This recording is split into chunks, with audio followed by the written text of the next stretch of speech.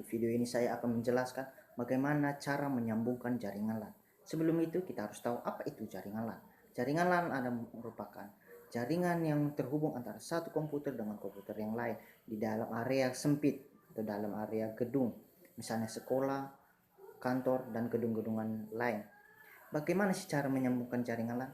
Sebenarnya ada berbagai cara yang alat yang digunakan seperti router, hub, atau switch. Sebenarnya bisa sih tidak menggunakan alat-alat itu seperti router atau switch, tapi itu hanya menggunakan dua komputer saja karena tidak membutuhkan port yang sangat banyak. Nah, teman-teman, ini merupakan salah satu bentuk dari jaringan LAN. Sebelum itu, bagaimana kita tahu mana komputer 1, 2, 3, dan 4 di sini? Yaitu dengan cara melihat ID dari IP tersebut. Contohnya, ini komputer ini, kita melihat IP-nya 192.168.0.4. Nah, ini merupakan komputer 4 karena ID dari komputer ini adalah 4. ID tersebut terdapat di belakang IP. Nah, ini ada merupakan komputer 1, komputer 2, komputer 3, komputer 4. Mereka saling dapat terhubung.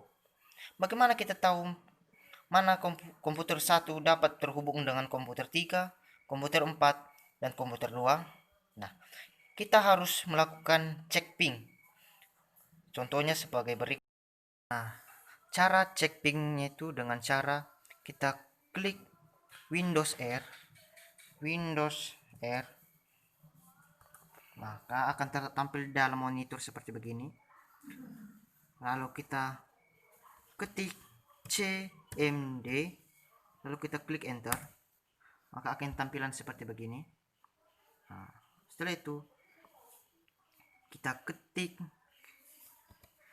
ping enter 192.168.0.3, lalu kita ketik enter. Nah, jika tampilannya seperti ini belum tersambung ya teman-teman.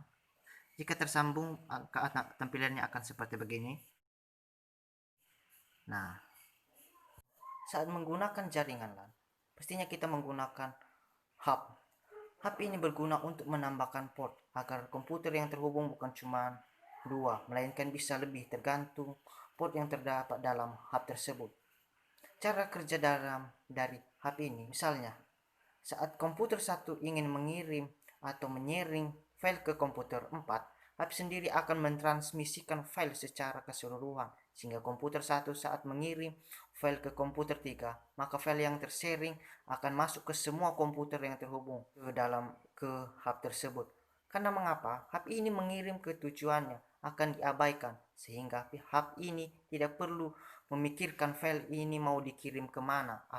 Cukup dikirim atau ditransmisikan ke semua komputer yang terhubung. Nantinya komputer tersebut atau klien yang menggunakan komputer tersebut itu sendiri yang akan menanggapi file yang dituju, sedangkan yang tidak ditujukan tapi sudah masuk di dalam komputernya tidak perlu ditanggapi.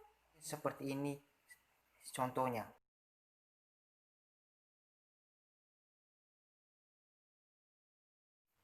Demikian saja yang saya sampaikan.